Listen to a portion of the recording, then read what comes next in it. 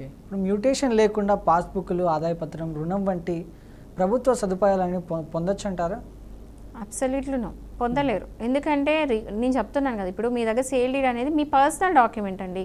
ఇప్పుడు మీరు కొన్నారు. మీరెళ్ళి ఒక పర్సన్ దగ్గర నుంచి ప్రాపర్టీ కొన్నారు. మీ దగ్గర ఏ డాక్యుమెంట్ ఉంటుంది? సేల్ డీడ్ మాత్రమే ఉంటుంది. సో అది కంప్లీట్‌లీ మీ పర్సనల్ డాక్యుమెంట్. ఓకే. మీరు అది బయట పెట్టడం లేదు. దాపెట్టుకుంటారు ఎవరైనా సేల్ డీడ్స్ అంటే. సో అది పర్సనల్ డాక్యుమెంట్ కాబట్టి అది ఉండదు.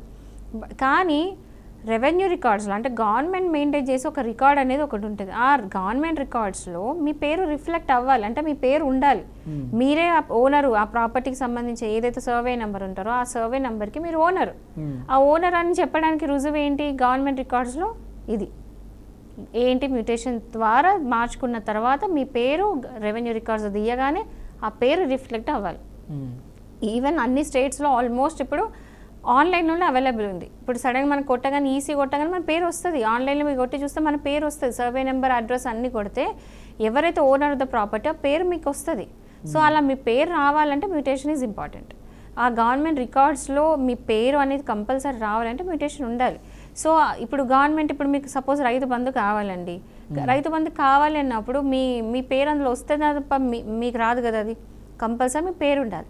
సో ఏ పర్సన్ అయితే ఏదైతే ఆ అగ్రికల్చర్ ల్యాండ్కి ఓనరో ఆ ప్రాపర్టీకి వాళ్ళే ఓనర్ కాబట్టి వాళ్ళకే ఇదేమంటారు రైతు బంధు వస్తుంది.